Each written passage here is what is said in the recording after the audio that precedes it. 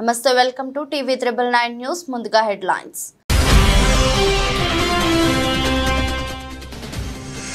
రాజకీయాలు పక్కన పెట్టి రైతులకు న్యాయం చేయండి. కాంగ్రెస్ ప్రభుత్వాన్ని డిమాండ్ చేసిన BRS working president KTR.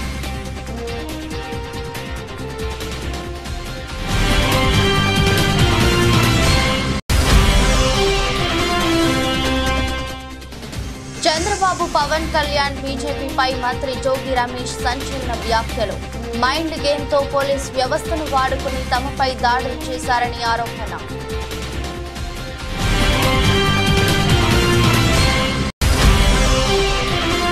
RBI నివేదిక ప్రకారం తెలంగాణ అప్పు 3.89 లక్షల కోట్లు అన్న కేటీఆర్. అబద్ధాలతో తెలంగాణ ప్రజలను మోసం చేస్తున్న సీఎం మరియు ఆర్థిక మంత్రి వెంటనే క్షమాపణ చెప్పాలని డిమాండ్.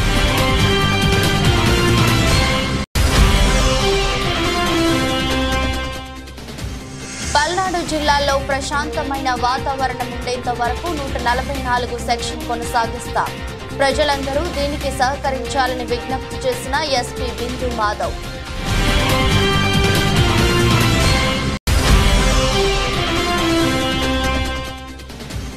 గత 3 రోజులుగా ధాన్యం కొనుగోలు చేయడం లేదంటూ మెదక్ జిల్లాలో రోడ్డెక్కిన రైతులు.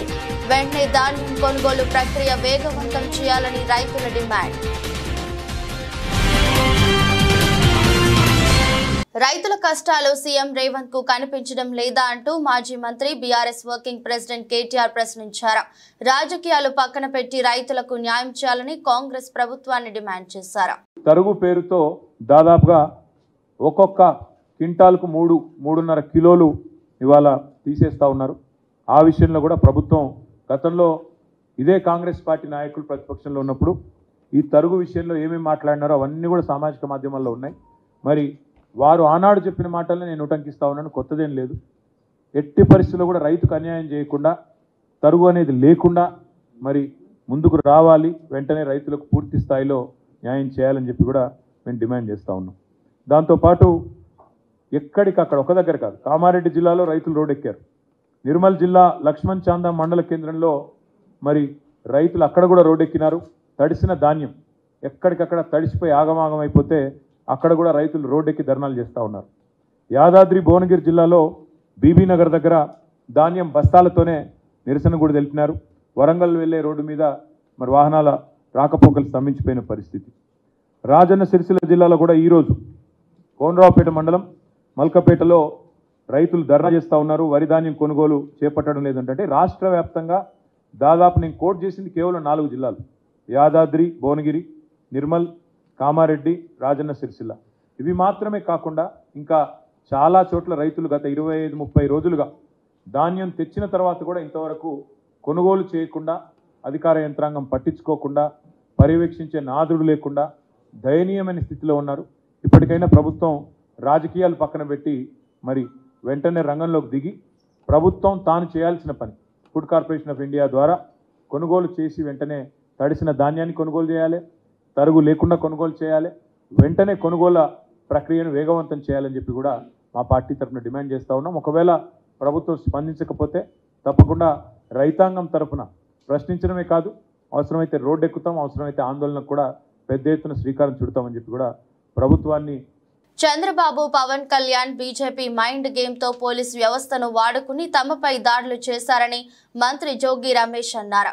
అన్ని వర్గాల వారు సీఎం వైఎస్ జగన్ కు ఓటేశారని, జూన్ 4న వైఎస్ఆర్సీపీ శ్రేణులు సంబరాలకు సిద్ధం కావాలని అన్నారు. 4వ తారీఖున సంబరాలకు సిద్ధం కండి. జగన్మోహన్ రెడ్డి గారు మరలా బ్రహ్మాండమైన భారీ మెజార్టీతో గెలవబోతా ఉన్నారు. ప్రజలందరూ కూడా వన్ సైడ్ వార్.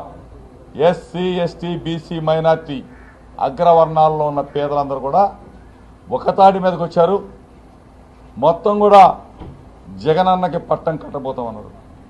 ఈ పరిస్థితుల్లో జీర్ణించుకోలేని చంద్రబాబు నాయుడు, పవన్ కళ్యాణ్, బీజేపీ మైండ్ గేమ్తో ఎలక్షన్ కమిషన్ని, అదేవిధంగా పోలీసు వ్యవస్థని, ఆ వ్యవస్థలో ఉన్న కొంతమందిని వాడుకొని మా మీద దాడులు చేయటమే కాకుండా మా మీద కేసులు పెట్టించడం కూడా జరుగుతూ ఉంది. ఈ పరిస్థితిలో ఎక్కడా కూడా తగ్గేదే లేదు. తెలంగాణ రాష్ట్ర రైతాంగాన్ని మరోసారి మోసం చేసిన రాష్ట్ర ప్రభుత్వం రైతు వ్యతిరేక చర్యలకు నిరసనగా రాష్ట్ర వ్యాప్తంగా నియోజకవర్గ కేంద్రాల్లో నిరసన కార్యక్రమాలు చేపట్టాలని పార్టీ కార్యకర్తలకు బీఆర్ఎస్ అధినేత కేసీఆర్ పిలుపు మేరకు శామీర్పేట్ మండల కేంద్రంలోని రైతు సహకార సంఘం దగ్గర మేడ్చల్ శాసనసభ్యులు చామకూర మల్లారెడ్డి ఆధ్వర్యంలో నిరసన కార్యక్రమం చేపట్టారు. ఈ సందర్భంగా ఆయన మాట్లాడుతూ తెలంగాణ ప్రభుత్వంలో 46,000 చెరువులు శ్యామలంగా ఉండేవన్నారు. కాంగ్రెస్ ప్రభుత్వం రావడంతో తెలంగాణ రాష్ట్రం కరువు కాటకాలతో రైతులు అల్లాడిపోతున్నారన్నారు. కాంగ్రెస్ ప్రభుత్వం ఏర్పడిన తర్వాత సరైన విద్యుత్తు, సాగునీరు లేక ప్రజలు, రైతులు పంటలు ఎండిపోయి ఆందోళన చెందుతున్నారు. పరిపాలన పైన పట్టు లేక 6 గ్యారెంటీలు కూడా అమలు చేయడం సాధ్యం కావడం లేదన్నారు. మనం చూస్తా ఉన్నాం, మా సీఎం కేసీఆర్ గారు ఉన్నప్పుడు 3 కోట్ల మెట్రిక్ టన్నుల ధాన్యం పండించిన ఘనత కేసీఆర్. తెలంగాణ ఒకనాడు కరువు ఉండే, తెలంగాణ అంటే కరువు ఉండే, కాంగ్రెస్ హయాంలో కరువు ఉండే, వానలు పడకపోవు, పంటలు వండకపోవు, కరెంటు ఉండకపోవు, పండించిన పంట కూడా గిట్టుబాటు ధర ఉండకపోవు. అసలు తెలంగాణను 10 ఏళ్లలో శ్యామలం తీసుకొచ్చిండు. 3 కోట్ల మెట్రిక్ టన్నుల ధాన్యం పండించిండు. దేశానికే అన్నం పెట్టే రైతులను తయారు చేసిండు మా కేసీఆర్ గారు. ఇప్పుడు 4 నెలల మాయం చేసేసి కాంగ్రెస్ వచ్చింది, నీళ్లు మాయమైపోయింది. కాంగ్రెస్ వచ్చింది, కరెంటు మాయమైపోయింది. కాంగ్రెస్ వచ్చింది, ఒడ్లు కొనేటోడు దిక్కేలేడు. మాయ మాటలు చెప్పిర్రు. దయచేసి మేమందరం కూడా చెప్తున్నాం, మేమందరం కూడా పెద్ద ఎత్తున మేము వదలం, మేమందరం కూడా నరసింహ చెప్తాం, రైతుల పట్ల ఉంటాం, రైతులకు సపోర్ట్ చేస్తాం. తప్పకుండా మీరు ఏమేమి కొన్నారో, ఏమేమి ఇస్తానో 500 ప్రతి సన్న ఓట్లకు కానీ దొడ్డు ఓట్లకు కానీ అన్నిటికీ కూడా 500 రూపాయలు క్వింటాల్కి ఇవ్వాలి.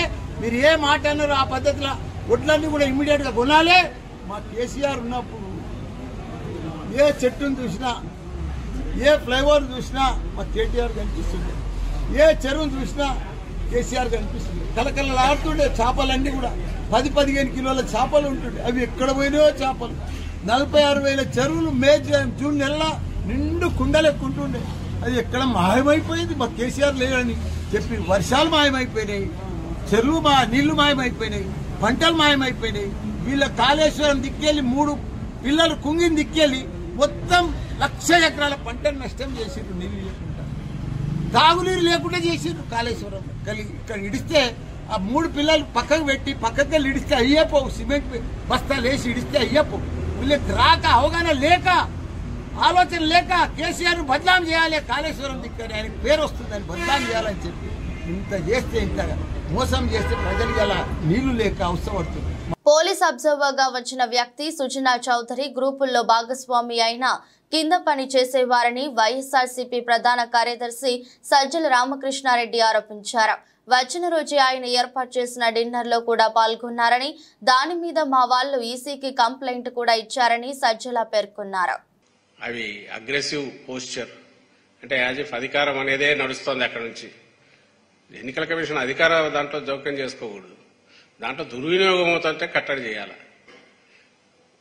తప్పనిసరి అయినప్పుడు సరైన ఎంక్వైరీ చేసి పూర్తిగా ఆధారాలు ఉంటేనే యాక్షన్ తీసుకోవాలి. ఎక్కడన్నా ఒక్క ఇన్సిడెంట్లో మీకు అలాంటిది కనిపించిందా? ఎంత హడావుడిగా, అందులోనూ విచిత్రంగా భారతీయ జనతా పార్టీ అధ్యక్షురాలు చంద్రబాబు నాయుడు గారి వదిన పురంధేశ్వరి, బహుశా అది కూడా చరిత్రలో వరదు అనుకుంటా, అప్పుడే పాయింట్అవుట్ చేశాం. ఫలానా అధికారి మాకు వద్దు, ఆయన ఉంటే మాకు ఇబ్బంది అనగలడం సహజంగా అపోజిషన్లో ఉండేవాళ్ళు పెట్టుకోవచ్చు, వాళ్ళకి హక్కు ఉంటుంది. ప్లస్ వాళ్ళ భయాందోళనలు వాళ్ళకు ఉండొచ్చు. ఎన్నికల కమిషన్ దాన్ని అడ్రస్ చేయాలి. కానీ ఫలానా వాళ్ళను తీసేయండి అనడంతో పాటు ఫలానా వాళ్ళని వేస్తే బాగుంటుందని కూడా రికమెండ్ చేయడం బహుశా దేశ చరిత్రలో ఫస్ట్ టైం అనుకుంటా. అది కూడా ఈసీకి దృష్టికి తీసుకెళ్లాం. పెద్ద దాన్ని ఎవరు పట్టించుకున్నట్లేరు. సాక్షాత్తు సెంట్రల్లో అధికారంలో ఉన్న పార్టీ, కూటమి భాగస్వామిగా ఉన్న పార్టీ స్టేట్ అధ్యక్షురాలు, పైగా తెలుగుదేశం పార్టీ ఇక్కడ ప్రధాన భాగస్వామి తెలుగుదేశం పార్టీ అధ్యక్షుడు వదిన ఆమె. అక్కడే సగం ఎక్కడికి పోతుంది అని డౌట్ వచ్చింది అందరికీ.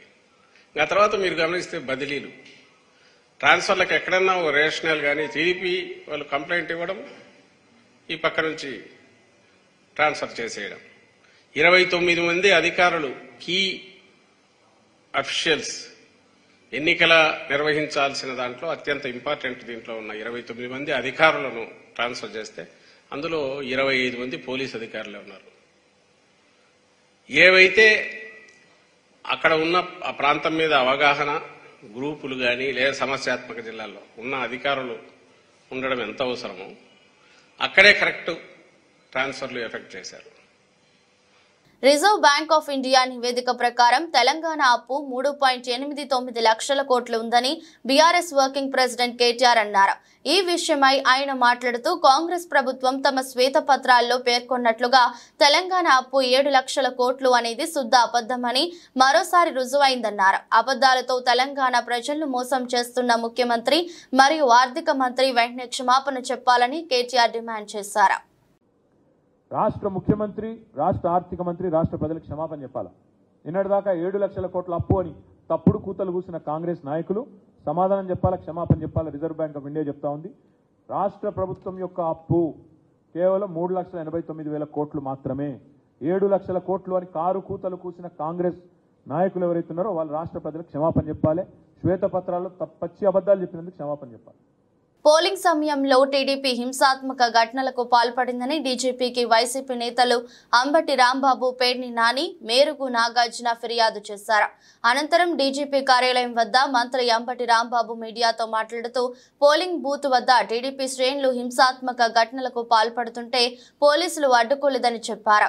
ఎన్నికల విధులను నిర్వహించడంలో పోలీసులు విఫలమయ్యారని అన్నారు. కొంతమంది పోలీసులు టీడీపీకి అనుకూలంగా పనిచేశారని విమర్శించారు.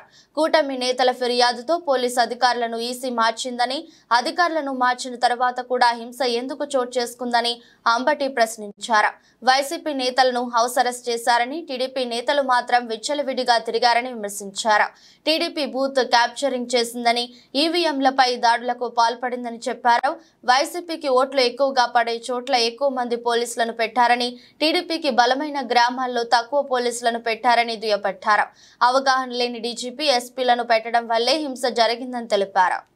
రాష్ట్రంలో గత 4-5 ఎన్నికల్లో ఏ ఎన్నికల్లోనూ జరగనటువంటి హింసాత్మకమైన సంఘటనలు, బూత్ క్యాప్చరింగ్లు, ఈవీఎంల మీద దాడులు ఇంత పెద్ద ఎత్తున ఈ మధ్యకాలంలో జరిగిన ఏ ఎన్నికల్లోనూ జరగలేదని, దానివల్ల తీవ్రమైన నష్టం ప్రజాస్వామ్యానికి కలిగిందని, ముఖ్యంగా ఇది జరగడానికి గల కారణం ఏమిటంటే మేము ఎక్స్ప్లెయిన్ చేసింది పోలీసు అధికారులు టోటల్లీ ఫెయిల్యూర్. ఆంధ్ర రాష్ట్రంలో ఎన్నికల నిర్వహణలో పోలీసులు కంప్లీట్గా ఫెయిల్ అయ్యారు. లా అండ్ ఆర్డర్ కంప్లీట్గా పోయింది. ఇష్టానుసారంగా బూతుల దగ్గర వ్యవహరించే పరిస్థితి వచ్చింది. ప్రజాస్వామ్యంలో ఇలాంటి దుస్థితి రావడం అనేది చాలా అరుదైనటువంటి సంఘటనలుగా నేను భావిస్తున్నాం మేమందరం కూడా. అదే విషయాన్ని ఆయనకి చెప్పడం జరిగింది. ఇక్కడ ఇంకొకటి వ్యాలిడ్ పాయింట్ ఏంటంటే పోలీసు ఫెయిల్యూర్ అయ్యిందా లేక పోలీస్ వ్యవస్థలో కొంతమంది తెలుగుదేశంతో కొల్లుడయ్యారా అనేది మాకు అర్థం కానటువంటి అంశం. దాని మీద విచారణ జరపవలసిందిగా కూడా కోరాం. ఎక్కడైతే మాకు బాగా బలంగా ఓట్లు పడతాయి అనుకుంటారో అక్కడ పోలీస్ బందోబస్తు ఎక్కువ పెట్టారు. ఎక్కడైతే మాకు బలంగా ఓట్లు పడవు, తెలుగుదేశానికి అనుకూలంగా ఉంటాయి అనుకున్న చోట పోలీసులు పెట్టలేదు. అందువల్ల మా దగ్గరేమో వారు రౌడీజం చేయడానికి వీలు లేకోకుండా పోలీసులు పెట్టారు, సంతోషమే. కానీ ఆ బూతుల్లో రౌడీజం జరుగుతూ ఉంటే పోలీసులు మాత్రం ఒకళ్ళో ఇద్దరో ఉండి చూస్తూ ఊరుకున్నటువంటి సంఘటనలు మనం చూసాం, మేము ప్రత్యక్షంగా చూసాం. ముఖ్యంగా పల్నాడు జిల్లాలో కానీ మరొక జిల్లాలో కానీ ఎక్కడైనా సరే ఏదైనా ఒక హింస జరుగుతూ ఉంది, ఒక బూత్ను క్యాప్చర్ చేశారు, పోలీసు వారు వెళ్ళాలి అని మేము అనేక సార్లు ఫోన్ చేస్తే ఇదిగో వెళ్తున్నారు అదిగో వెళ్తున్నారని సినిమాలో లాగా అంతా అయిపోయిన తర్వాత, కొట్టుకున్న తర్వాత, ఈవీఎంలు పగిలిపోయిన తర్వాత అప్పుడు వెళ్ళినటువంటి సంఘటనలు కోకొల్లలుగా కనిపిస్తూ ఉన్నాయి. చిత్రం ఏంటంటే మొన్న సడన్గా నేను ఎన్నికల రోజు నాకు ఫోన్ చేసి మిమ్మల్ని అరెస్ట్ చేయమన్నారండి, హౌస్ అరెస్టు, తిరగడానికి వీలు లేదు అన్నారు. నేను ఇంటికి వచ్చి కూర్చున్నా, నా ప్రత్యర్థి మాత్రం తిరుగుతూనే ఉన్నాడు. What is this? భావి భారత ప్రధాని రాహుల్ గాంధీ ప్రాతినిధ్యం వహిస్తున్న రాయ్ బరేలీ పార్లమెంట్ నియోజకవర్గానికి ప్రచారానికి శంషాబాద్ ఎయిర్పోర్ట్ నుంచి బయలుదేరిన నాగర్ కర్నూలు పార్లమెంట్ అభ్యర్థి రవి, అచ్చంపేట శాసనసభ్యులు డాక్టర్ చెక్కుడు వంశీకృష్ణ, నాగర్ కర్నూలు శాసనసభ్యులు రాజేష్ రెడ్డి, వనపర్తి శాసనసభ్యులు Megareddy, Gadwal ZP chairman Saritha, Nagar Kurnool parliament incharge Madhusudan Reddy, Nagar Kurnool జిల్లా OBC cell president Girivardhan Goud, Gadwal senior నాయకులు తిరుపతయ్య బయలుదేరారు. ఏపీలో సీఎం వైఎస్ జగన్ సంక్షేమ పాలన కొనసాగాలని ఆకాంక్షిస్తూ వరప్రసాద్ రెడ్డి, సురేష్ బాబు 41 రోజుల పాటు యాగం నిర్వహించారు. ఈ కార్యక్రమంలో వైఎస్ఆర్సీపీ ప్రధాన కార్యదర్శి సజ్జల రామకృష్ణారెడ్డి పాల్గొన్నారు.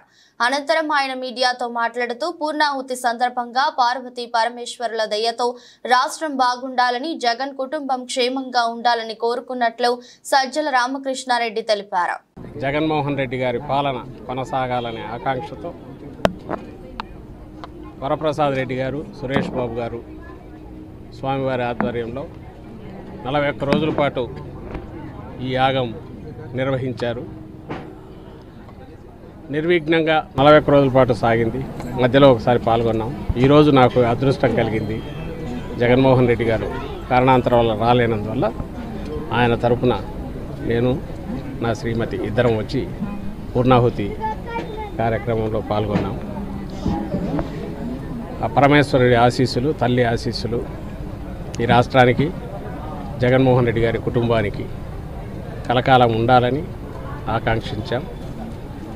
ఆయన క్షేమంగా ఉండడం రాష్ట్ర సంక్షేమం రీత్యా, రాష్ట్ర అభివృద్ధి రీత్యా అత్యవసరం. కాబట్టి ఈ యాగంలో యాగఫలంగా అది కూడా ఆకాంక్షించాం, కోరుకున్నాం. ఆయన పాలన నిరంతరం సాగాలి. ఈ రాష్ట్రం దేశంలోనే 1వ స్థానంలో కంటిన్యూస్గా నెంబర్ 1గా అగ్రశ్రేణిలో అభివృద్ధిలోను సంక్షేమంలోనూ ఉండాలని ఆకాంక్షిస్తూ ఈ యాగం జరగడం, ఇందులో అందరూ ఈ ఆకాంక్ష కలిగిన వాళ్ళందరూ అభిమానులు, ప్రజలు అందరూ పాల్గొన్నారు. అందరికీ కృతజ్ఞతలు. ఈ యాగం ఇంత నిర్విఘ్నంగా నిర్వహించినందుకు నిర్వాహకులు వరప్రసాద్ రెడ్డి గారు, సురేష్ బాబు గారు, ముఖ్యంగా స్వామివారిని కూడా, ఎందుకంటే 19లో కూడా వీరి ఆధ్వర్యంలో అప్పుడు ఐ థింక్ సంవత్సరం పాటు 2 సంవత్సరాల పాటు నిర్విఘ్నంగా జరిగింది. పాలకుడు రాష్ట్రం గురించి ఆలోచించాలి, ఆయన క్షేమం గురించి రాష్ట్రము ఆలోచించాలి అనే అంశంగా, ప్రధాన అంశంగా ఇది యాగం జరగడం అనేది చాలా శుభసూచకం. యాగం సక్సెస్ఫుల్గా నిర్వహించేందుకు అందవాళ్ళని అభినందిస్తున్నాను. Thank you. మెదక్ జిల్లాలో రైతులు రోడ్డెక్కారు. గత 3 రోజులుగా ధాన్యం కొనుగోలు చేయడం లేదంటూ మెదక్ జిల్లా రామాయంపేట మండలం ప్రగతి ధర్మారంలో గజ్వేల్ రామాయంపేట రహదారిపై రైతులు బైఠాయించి రాస్తారోకో నిర్వహించారు. అకాల వర్షాల వల్ల ధాన్యం తరచు తడిసిపోతుందని, ధాన్యం కొనుగోలు కేంద్రానికి ధాన్యం తీసుకువచ్చినా కొనుగోలు కేంద్రంలో ధాన్యం కొనుగోలు చేయకపోవడం వల్ల, ఇటీవల కురుస్తున్న వర్షాలకు ధాన్యం తరచు తడిసిపోవడం వల్ల తీవ్ర ఇబ్బందుల పాలవుతున్నామని, వెంటనే ధాన్యం కొనుగోలు ప్రక్రియ వేగవంతం చేయాలని, ధాన్యాన్ని కొనుగోలు చేయాలని రైతులు డిమాండ్ చేశారు. కోతలు అయిపోయి నెలలు గడుస్తున్నా ఎక్కడి వడ్లు అక్కడే ఉన్నాయి. కొన్ని జిల్లాలలో అయితే, వాళ్ళ జిల్లాల సొంత జిల్లాలో అయితే, మంత్ర జిల్లాలో కానీ, ఎమ్మెల్యేల జిల్లాలో కానీ, వాళ్ళ జిల్లాలలో మొత్తం వడ్లు కంప్లీట్ అయిపోయినాయి. వాళ్ళు తుకాలు కూడా పోసుకుంటున్నారు. అదే మా రామాయంపేట మండలంలో ఇంతవరకు ఎక్కడి వడ్లు అక్కడే ఉన్నాయి. ఒక్క రైతు కూడా ఒక్క నయా పైసా కూడా వల్లేదు. వాళ్ళు రైతులు మరి మా ఊరు రైతులు వాళ్ళకు ఓట్లు వేయలేదా, మరి వేసిరా, మరి వాళ్ళకే తెలుసు. ఇంతవరకు వరి కోతలు అయిపోయి దాదాపు 2 నెలలకు 3 నెలలు గడుస్తుంది. వాళ్ళు మిషన్ వాళ్ళకి డబ్బులు ఇవ్వలేదు. ఈ రైస్ మిల్లర్లు ఏమంటున్నారంటే, మా అంతమంటే మేము కొనుక్కున్నాం, మాకు అవసరం లేదని వాళ్ళు చేతులు ఎత్తేస్తున్నారు. మరి రైతులు పట్టించుకున్నది ఎవరు? మరి రోడ్డా, మరి ఆయన వాహనాల? మరి ఇంతవరకు ఒక అధికారి ఇంతవరకు రాలేదు. మా ఊరికి ఇన్ఛార్జ్ మరి ఎంఈఓ గారు వాళ్ళు ఎవరు ఇంతవరకు కూడా పట్టించుకోలేదు. ఒక్క పైసా కూడా పడలేదు రైతుల అకౌంట్లో, ఒక గింజ కూడా కొనలేదు. అక్కడ దాదాపుగా 30 లారీల 40 లారీల వడ్లు అక్కడ ఐకేపీలో ఉన్నాయి. ఐకేపీ సెంటర్ రాసే వ్యక్తి గాని, అక్కడ ఏవో గాని, అక్కడ డైరెక్టర్ గాని ఇంతవరకు ఇంత ఉదయం 6 గంటల నుంచి కూర్చున్నాం ఇక్కడ రైతులను. ఇక్కడ ఇంతవరకు కూర్చున్నా కూడా ఏ ఒక్క అధికారి వచ్చి మరి ఏమైంది, మీ పరిస్థితి ఏంది, ఇంతవరకు వచ్చి మమ్మల్ని ఇంతవరకు అడిగిన వ్యక్తి ఎవరు లేరు. ఇంకా వేరే జిల్లాలలో, వేరే రాష్ట్రాల్లో కానీ ఇంతవరకు వడ్లు మొత్తం కొన్నారు, అంత అయిపోయింది, పనులు అయిపోయినాయి. మా ధర్మారం మీద ఇంత కక్ష ఎందుకు అని మేము ప్రశ్నిస్తున్నాము. జై జవాన్, జై జవాన్. ధాన్యం కొనుగోలు పూర్తి స్థాయిలో కంప్లీట్ చేస్తున్నామని రాష్ట్ర ప్రభుత్వం చెప్తున్నా. ఇటు మెదక్ జిల్లా అధికారులు ఏం చేస్తున్నారు? రాష్ట్ర వ్యాప్తంగా పూర్తిగా ధాన్యం కొనుగోలు కంప్లీట్ అవుతున్నాయి. నేను కరీంనగర్ సైడ్ చూసినాను, వేరే ఏరియాలు చూశాను. పూర్తి కల్లాల ధాన్యం కూడా లేదు. కానీ మెదక్ జిల్లాకు ఏమి శని ఉట్టుకొచ్చింది అర్థం అవుతుంది. దాదాపు కల్లాలకు ధాన్యం వచ్చి నెలలు గడుస్తున్నా. ఇప్పటికీ కొనుగోలు పూర్తయితలేవు. ఎందుకు పూర్తయితలేవు? ఏ రైస్ మిల్లకు అలాట్ చేసుకుంటున్నారు? ఇటు అధికారుల అలసత్వం స్పష్టంగా కనిపిస్తుంది. ఏం చేద్దామనుకుంటున్నారు రైతులు అనేది అర్థమవుతుంది. ఇటు ప్రభుత్వాలు మారినా రైతు సమస్యలు మారడం లేదు. ఎందుకు ఈ అధికారుల అలసత్వం ఎందుకు వహిస్తున్నారు? ఇప్పటికైనా జిల్లా యంత్రాంగం వెంటనే స్పందించి కొనుగోలు పూర్తి స్థాయిలో కంప్లీట్ చేయాలని. అకాల వర్షాలకు రోడ్ల మీద ఉన్న ధాన్యం అంతా కొట్టుకుపోతుంది. ఎవడు బాధ్యత వహిస్తాడు? పల్నాడు జిల్లాలో సార్వత్రిక ఎన్నికలు జరిగిన రోజు తర్వాత రోజున కొన్ని చోట్ల అవాంఛనీయ సంఘటనలు చోటు చేసుకున్నాయి.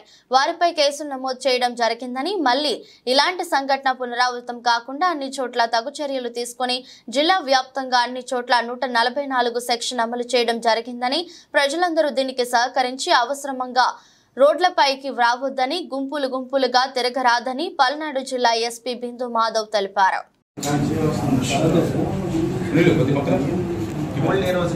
అట్లనే ఆ తర్వాత గడిచిన రోజుల్లో అలానే ఆ తర్వాత గడిచిన రోజుల్లో కొన్ని చోట్ల కొన్ని సంఘటనలు, అవాంఛనీయ సంఘటనలు చోటు చేసుకోవడం జరిగింది. వీటన్నిటిలోనూ కేసెస్ రిజిస్టర్ చేశాం. అట్లనే ఇటువంటి సంఘటనలు పునరావృతం కాకుండా అన్ని చోట్ల తగు చర్యలు తీసుకోవడం జరిగింది. పూర్తిగా పటిష్టమైన బందోబస్తు ఏర్పాట్లు చేశాం. అన్ని చోట్లకి ఫోర్స్ వచ్చింది. పూర్తిగా జిల్లా వ్యాప్తంగా 144 సెక్షన్ విధించడం జరిగింది. ఆ 144 సెక్షన్ని అమలు చేయడంలో కూడా పూర్తిగా చర్యలు తీసుకున్నాము. క్లియర్గా మీరు ఇప్పుడు వస్తుంటే చూసుంటారు. ప్రతి చోట కూడా ఎవరు గుంపులుగా తిరగకుండా అన్ని రకాల చర్యలు తీసుకున్నాం. అట్లనే ఈ సంఘటనలకు పాల్పడిన వాళ్ళని కూడా అరెస్ట్ చేయడం మొదలైంది. పూర్తిగా సిచ్యువేషన్ కంట్రోల్లో ఉంది. అందరూ సంయమనం పాటించి ఇట్లాంటి ఉద్రేకాలకు పోకుండా ప్రశాంతమైన వాతావరణం నెలకొనేలాగా సహకరించాలి. 144 సెక్షన్ నిరవధికంగా విధించామండి. ఎప్పటిదాకా అవసరం అయితే అప్పటిదాకా అని ఇచ్చారు ఆర్డర్. ఎప్పుడు అవసరం అనుకుంటే ఆ రోజు రిసీవ్ చేస్తారు. ఇప్పటి వరకు మాచర్ల, నర్సరావుపేట అసెంబ్లీ కాన్స్టిట్యూన్సీలో కలిపి 20 పైన కేసులు నమోదు చేయడం జరిగింది. ఇంకా దానిలో అక్యూజ్డ్, అరెస్టెడ్ ఇవన్నీ ఇన్వెస్టిగేషన్లో ఉన్నాయి. ఆ డీటెయిల్స్ అన్ని ఒకసారి ఫైనలైజ్ అయిన తర్వాత తెలియజేయడం జరుగుతుంది. 20 కన్నా తక్కువే అనుకుంటా. అందుకే కేసుల నెంబర్ అవి ఇప్పుడు ఇన్సిడెంట్ బట్టి జరిగిన ప్రతి ఇన్సిడెంట్లోనూ కేసు రిజిస్టర్ చేయడం జరిగింది. ఆ వివరాలన్నీ ఒకసారి ఇన్వెస్టిగేషన్ ఫైనలైజ్ అయిన తర్వాత మీకు ఇస్తాం. కొంతమంది పోలీస్ సిబ్బంది మీద వచ్చేటువంటి ఆరోపణలు, కొంతమంది సస్పెండ్ అయ్యారు, కొంతమంది చర్యలు ఇప్పటిదాకా అయితే సార్ 144 సెక్షన్కి కర్ఫ్యూ లాగా వ్యవహరిస్తున్నారు సార్? లేదండి. అంటే షాప్ సెక్షన్ అంటే మేము ఏమనలేదు. 3 కన్నా ఎక్కువ మంది చేరద్దు అంటుంటే వాళ్ళకి ఎవరు రావట్లేదు కదా, రోడ్ల మీద ఎవరు తిరగట్లేదని వాళ్ళు. అంటే వ్యాపార సంస్థలు మూసేస్తున్నారు కదా సార్, పబ్లిక్ ఇబ్బంది అవుతున్నట్టుంది. లేదు 144 సెక్షన్ అంటే 144 సెక్షనే. గుంపులుగా తిరగకూడదు. 3 అంతకన్నా తక్కువ మంది మాత్రమే ఉండాలి. రోడ్ల మీద అన్నెసరీగా సంచరించకూడదు. ఇవి 144 సెక్షన్. అంటే అంటున్నానండి, వాళ్ళు మూసేశారు. సత్యంపల్లిలో ఎక్కడ మూసారు?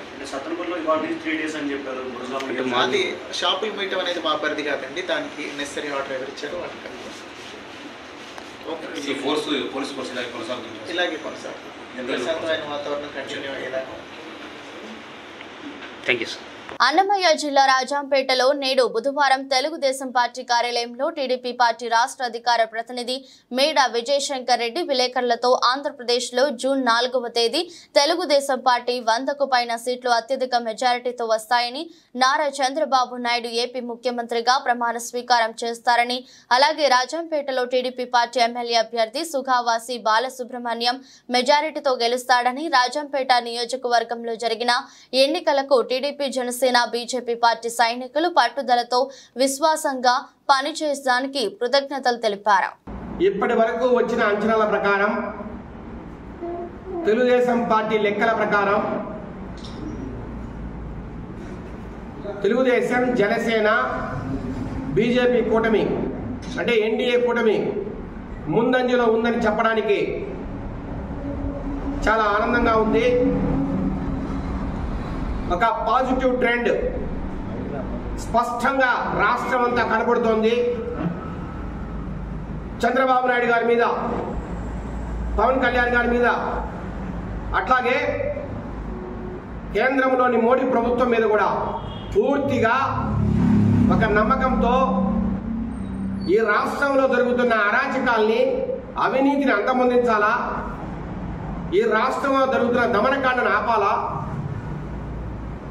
అభివృద్ధి అనే పదాన్ని ఎక్కడా కూడా లేకుండా ఈ రాష్ట్రాన్ని అధోగతి పాలు చేసిన జగన్మోహన్ రెడ్డి గారిని పూర్తిగా బంగాళాఖాతంలో కలిపేయాలా అనే ఒక కృత నిశ్చయంతో,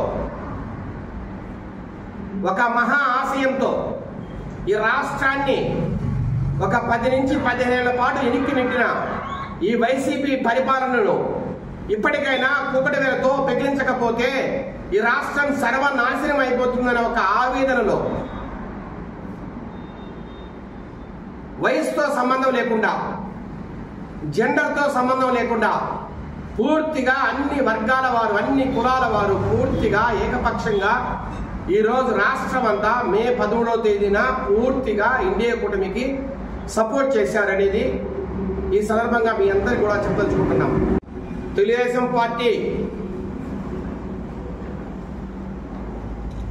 పార్టీకి వస్తున్న అభిప్రాయ సేకరణ ప్రకారం, వివిధ వర్గాల నుంచి మేము కలుపుకుంటున్న సమాచారం ప్రకారం, వివిధ నియోజకవర్గాల నుంచి మాకు అందిన సమాచారం బట్టి 108 నుంచి 120 పైన నియోజకవర్గాల్లో తెలుగుదేశం పార్టీ, జనసేన, బీజేపీ కూటమి విజయదుందుబి మోగిస్తోంది. ఇది వాస్తవం. చాప చుట్టి బంగాళాఖాతంలో కలిపేస్తున్నారు. అట్లాగే ఈ ఉమ్మడి కడప జిల్లాలో కూడా 5 సీట్లలో తెలుగుదేశం పార్టీ విజయదుందుబి మోగిస్తోంది. దాంట్లో రాజంపేట కూడా ఉంది. మాకు ఇప్పటి వరకు అందిన సమాచారం ప్రకారం రాజంపేటలో 10,000కు పైగా మెజార్టీలో శ్రీ సుగవాస సుబ్రహ్మణ్యం గారు విజయదుందుబి మోగిస్తున్నారు. ఎవరెన్ని లెక్కలు కట్టినా, ఎవరెన్ని మాట్లాడినా నేను ఒక్కటే చెప్పదలుచుకున్నా, పోలింగ్ బూత్కి వెళ్ళి ఓటేసిన మహిళలు కావచ్చు, చదువుకున్న వారు కావచ్చు, రైతులు కావచ్చు, పూర్తిగా జగన్మోహన్ రెడ్డి మీద వ్యతిరేకతతో అక్కడున్న కూటమి అభ్యర్థికే ఓటేశారనే దాంట్లో ఎలాంటి సందేహము లేదు. వార్తలు ముగించే ముందు మరోసారి హెడ్లైన్స్.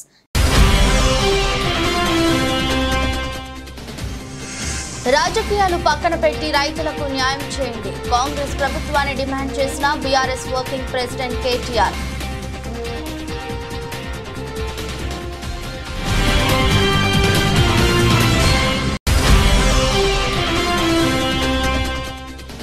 చంద్రబాబు, పవన్ కళ్యాణ్ బీజేపీపై మంత్రి జోగి రమేష్ సంచలన వ్యాఖ్యలు. మైండ్ గేమ్తో పోలీస్ వ్యవస్థను వాడుకుని తమపై దాడులు చేశారని ఆరోపణ.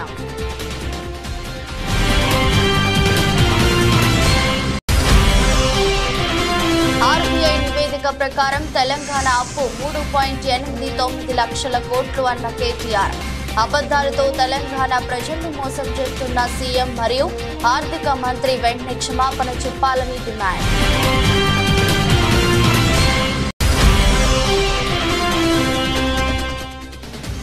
పల్నాడు జిల్లాలో ప్రశాంతమైన వాతావరణం ఉండేంత వరకు 144 సెక్షన్ కొనసాగిస్తాం.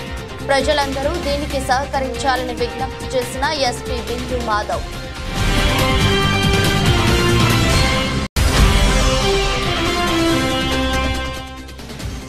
గత 3 రోజులుగా ధాన్యం కొనుగోలు చేయడం లేదంటూ మెదక్ జిల్లాలో రోడ్డెక్కిన రైతులు. వెంటనే ధాన్యం కొనుగోలు ప్రక్రియ వేగవంతం చేయాలని రైతుల డిమాండ్. ఈ దృష్టి బులెటిన్ మరో బులెటిన్లో మళ్ళీ కలుద్దాం. అంతవరకు సెలవు, నమస్కారం.